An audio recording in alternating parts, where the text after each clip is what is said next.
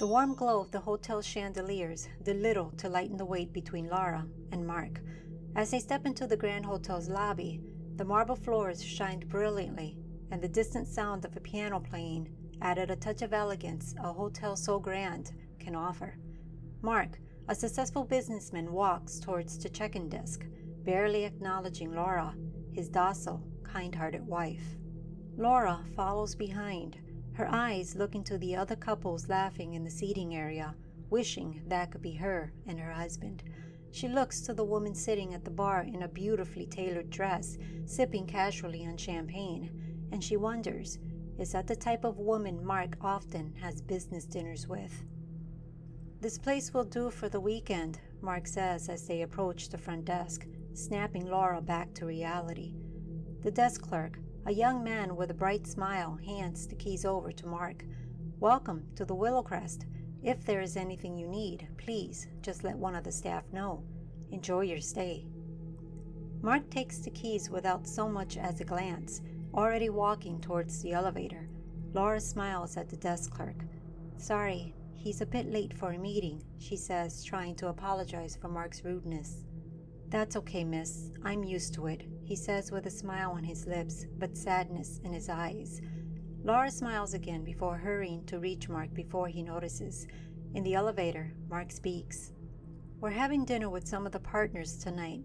Don't embarrass me," he says in a sharp tone. Laura doesn't reply. Her mind wandered to the last business trip they took. Mark had spent most of his evenings networking, as he calls it, while she sat alone in the room. But she knew all too well what networking really was. She pressed her lips together, hoping against hope that this time would be different, but deep down, she knew better. Their room was a penthouse suite, with a lavish view of the city. Mark only had time for the best things in life, and this was no different. As soon as they stepped into the suite, Mark immediately tossed his suitcase on the bed and opens his laptop. Laura wanders towards the large windows, looking down at the bustling city below. "This trip's important, Laura," Mark says in a sharp tone. "Be a good girl and don't say anything stupid." Laura doesn't look away from the window, but his words cut deep. Dinner was a blur filled with forced smiles and fake chit-chat. Mark introduces Laura to his colleagues with all the warmth of a sales pitch. She sat quietly and ate her meal while he dominates the conversation, talking nothing but deals and future plans. It didn't take long before Mark's networking started. Laura caught him exchanging glances with a woman seated at another table. She was beautiful, an Asian beauty with dark red lipstick and an air of confidence that Laura wished she possessed. The night came to an end, and as they walked to the elevators, Laura caught a knowing glance between Mark and the Asian woman. Back at the suite, Laura excused herself and went to take a shower. The hot water poured over her, washing away all the tension from the evening. She hated all the fakeness these business dinners came with, and was just happy to be done with this one, but the knot in her stomach just wouldn't go away. When she stepped out of the bathroom, wrapped in a towel, she found Mark on his phone. His voice was low, suggestive. "Yes, I'll be free tomorrow night." "No, she won't suspect a thing." Laura froze, fighting the nausea that rose. She backed into the bathroom and closed the door again. As she leans against the door, she allowed herself to think for the first time, "Why do I stay?" Later, deep into the night, Laura stirs in her sleep. A faint chill brushes her cheek, like a cold winter's breeze. She groggily opens her eyes and sits up. The room is nothing but shadows, with the moonlight shining through the large windows. But she isn't alone. A woman stands by the window, her figure barely illuminated by the city's lights outside. Her long white dress flutters in an unseen wind as the windows are closed. Her face was pale, yet hauntingly beautiful. Laura gasps, clutching the blanket. "Who are you?" she asks in a whisper. The woman tilts her head, her eyes shining with a strange mix of sorrow and fury. "You deserve better, Laura," the ghostly woman says in a voice that was barely a whisper, yet echoes through the room. Before Laura can respond, the woman vanishes, leaving a lingering chill. Morning comes, and Laura wakes up feeling drained. The memory of the woman in white lingers like a shadow in her thoughts. Mark is already up and busy barking orders into his phone. Laura slips out of the room quietly, needing fresh air and a minute to herself. Downstairs, the hotel cafe was bustling with guests and staff. Laura orders a coffee and finds a seat near a group of women chatting animatedly. "Oh, that's the thing with these old places," one of them says, stirring sugar into her coffee. "They're always filled with ghost stories." Laura perks up and listens, trying not to look obvious. "What stories?" "Oh, I do love a good ghost story," another woman asks, leaning in with a curious smile. The first woman glances around as if she's about to give out secret information and says in a low voice, "The White Lady. She's like the hotel's guardian angel, or so they say. Apparently, she died at the hands of her cheating husband after she caught him and his mistress in this very hotel. I think he threw her out the window or something like that." The other woman, along with Laura, all gasp at the story. The woman continues, "They say she protects women, especially those in trouble. She appears to them and guides them. She has been known to even possess those that are too weak to accept help. Now can you imagine?" The woman pauses to let the words sink in. The second woman frowns. "You mean she possesses these women and takes revenge?" "No one really knows," the first woman replied. "But people say she only wants to help those from meeting the same fate she did, even if her methods are extreme." Laura sits frozen, her coffee long cold. Could this be the woman she saw last night? That night, Mark leaves for another one of his business dinners, leaving Laura alone in the room. She paces the room, her thoughts racing, the story of the White Lady replaying over and over in her head. She finds herself standing in front of the same window the figure stood at, the city lights seeming distant below. "You want me to stand up for myself," Laura mutters to herself. "Yes," comes a whisper from behind her. Laura spins around with her heart in her throat. The White Lady stands there by her bed, bathed in an ethereal glow and looking as beautiful as Laura remembers her. I don't know if I can," Laura admits, her voice trembling. The White Lady's expression softened, her smile reminding Laura of a mother's warm smile.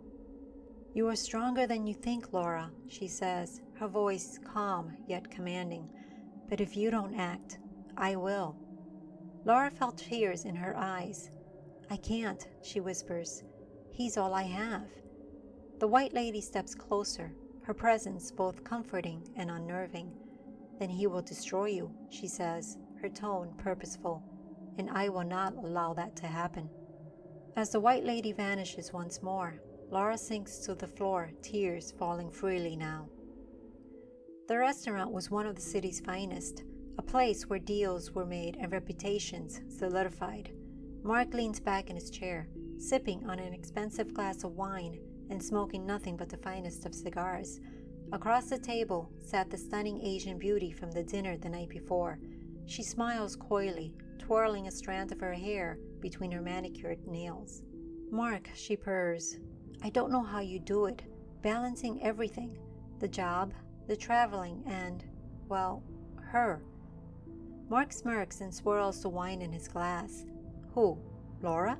he scoffs, barely hiding his disdain. "She's hardly a challenge. She's the perfect little wife, always complacent, quiet. I could tell her the sky is green and she'd agree just to avoid a fight." The woman giggles, her laughter low and suggestive. "Oh my, lucky you," she teases. "But doesn't that get boring?" Mark leans closer, his tone turning smug. "Boring? Maybe, but it's convenient. She doesn't ask questions or make demands. I could disappear for a week and she'd be waiting at home with dinner ready, no matter what." Mark takes another sip of wine before continuing. "Laura's too afraid to fight back, and that's what makes her the perfect wife." The brunette raised an eyebrow, feigning surprise. "And what about us?" Mark's smile widens as he says, "That's just icing on the cake. She's too naive to even suspect. I've got the best of both worlds, and she'll never do a damn thing about it." Mark puts his cigar into his mouth as he leans back into his chair with a smug smile. Meanwhile, Back at the hotel, Laura sat alone in the suite, her dinner tray untouched.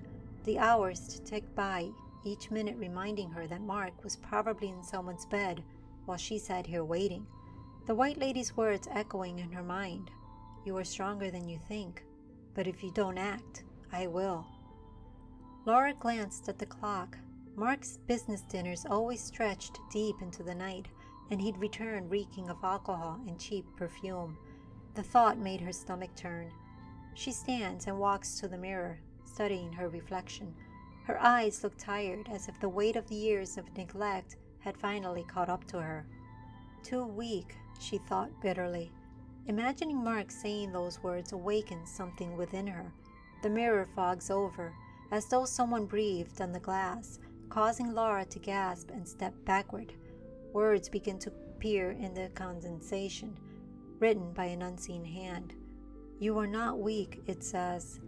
Laura's heart races as she looks around the room. What do you want me to do?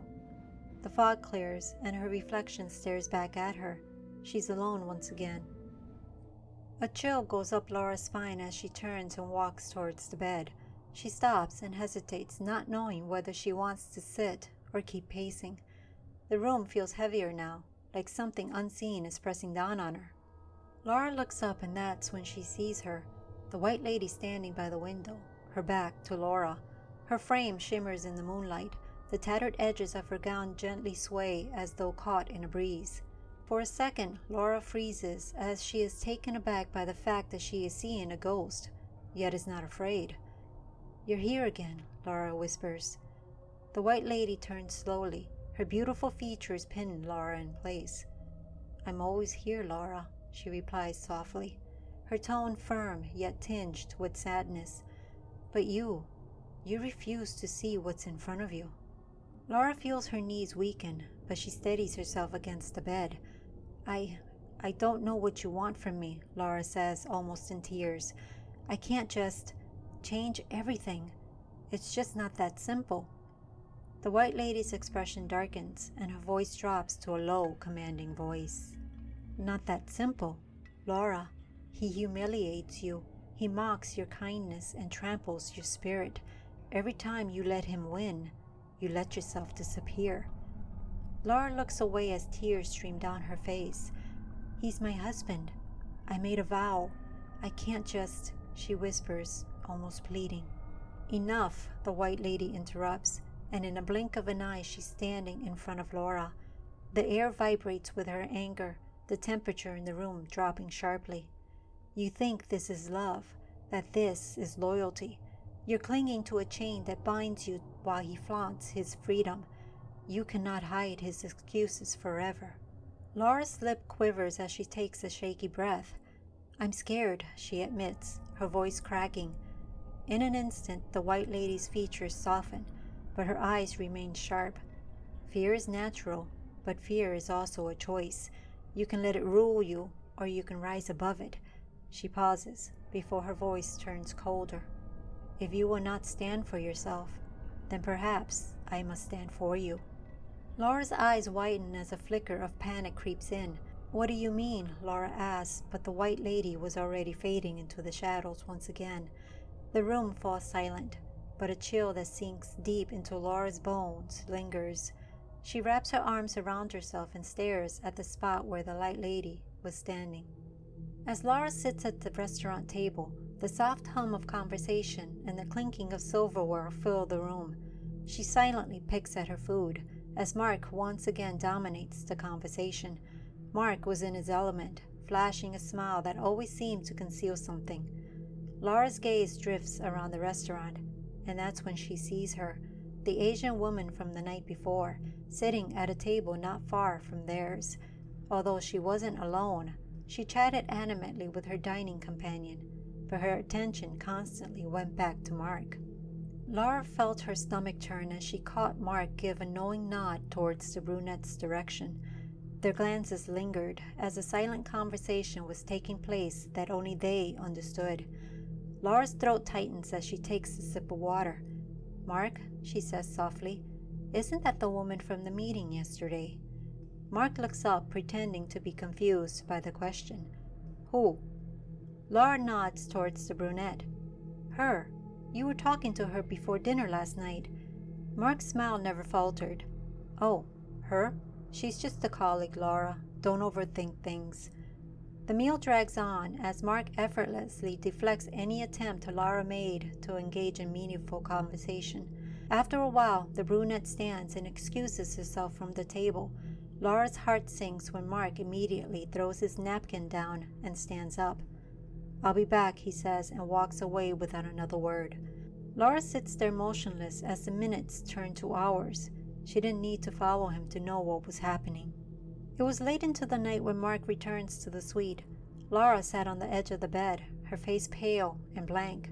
She doesn't acknowledge him as he closes the door behind him, loosening his tie as he walks in.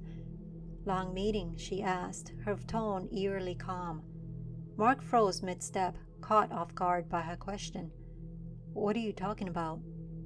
Laura slowly stands. Her movements are unnaturally graceful, almost detached. When she turns to face him, there is something different about her. Her usual soft, timid eyes are now staring him down with a cold intensity that makes him feel uneasy. You think I don't know, she says, her voice layered with a strange duality as though someone else was speaking with her. Mark chuckles nervously, taking a step back. Laura, I have no idea what you're talking about. You're being ridiculous. But as Laura steps closer, her posture straight and commanding. Don't lie to me, Mark. I've seen the way you two look at each other, the way you humiliate me by flaunting your fucking conquests. Mark's mouth opens to retort, but nothing comes out. The room suddenly feels heavier, colder. His usual confident smirk fades as a shiver ran down his spine. You think I'm weak, that I'll just sit here and let you treat me like shit? No, I'm done, Laura continues, her voice rising. Mark stumbles back onto the door. What's gotten into you? He demands in a shaky voice that betrays his fear. Laura looks at him with a creepy smile forming on her face as she tilts her head. I'm just tired of being the perfect wife, she says in a venomous voice. It's time you see who I really am. For a moment, Mark saw a flicker of white in her eyes and he swallows hard, his usual bravado gone. Look, Laura, you're overreacting, he starts to say. No, Laura snaps, and a gust of wind goes through the room, pinning Mark against the door. You're not fooling anyone, Mark. You're going to pay. Mark lets out a small whimper before running past Laura into the bathroom and locking the door behind him. Laura watches him go, the smile fading as her body relaxed. She blinks, confusion washing over her as if waking from a dream. Her knees weaken and she sits heavily on the bed, her heart racing. What just happened? She whispers to herself. From the mirror above the dresser, the white lady watches her silently, her expression cold. The sunlight streaming through the window felt intrusive as Mark groggily sits up in bed. He rubs his temples as the previous night plays over and over in his mind, like a distorted nightmare. He looks over at Laura, who was already dressed, sitting on the armchair by the window sipping coffee. Her posture is calm and composed, as if nothing happened. Mark frowns as his unease from the night before creeps back in. You were really intense last night. What's gotten into you? He mutters, testing the waters. Laura turns slightly, her expression blank. Was I? A nervous chuckle escapes Mark's lips as he scratches the back of his neck. I figured you just had too much to drink or something. That's not like you. Laura doesn't respond right away, her eyes fixed on the city below. No, Mark, maybe I've just had enough of your bullshit. Her tone sent a chill down his spine, but he shakes it off before saying, well, just don't let it ruin tonight. This party is important for my networking. He tries to sound lighthearted, but it comes off as strained. Laura gives a sarcastic and turns back to the window. Mark watches her for a few seconds, the knot in his stomach growing. After Mark leaves for his morning meetings, Laura locks the door behind him and sits down in front of the mirror. Her reflection stares back, along with the white lady who is standing behind her by the bed. I know it was you last night, Laura says softly. The ghost steps forward, her face soft, calm like a mother. She places a hand on Laura's shoulder. "You asked for my help," she says, her voice echoing softly. Laura nods before saying, "I know, and I'm grateful. I feel like I'm losing myself. I can't live like this anymore. Please, give me my freedom." The white lady tilts her head. "Your freedom is tied to your strength, Laura.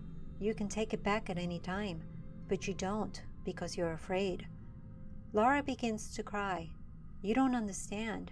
I can't just change overnight." The ghost's face softens slightly. "You can, if you let me help you. But Laura, if you don't, he will destroy you. I won't let that happen." Laura looks away, the weight of the ghost's words crushing her. Just don't take over again without my permission," she whispers. The white lady doesn't respond, and when Laura looks around, she's gone. The grand ballroom of the hotel shimmers with elegance, filled with the sound of soft jazz and muttered conversations. Mark and Laura arrive together, but as usual, Mark quickly disappears into the crowd, leaving her alone. Laura wanders the room, feeling the familiar sting of isolation. She noticed Mark across the room, laughing with a group of men. The brunette is there too, standing a bit too close to him.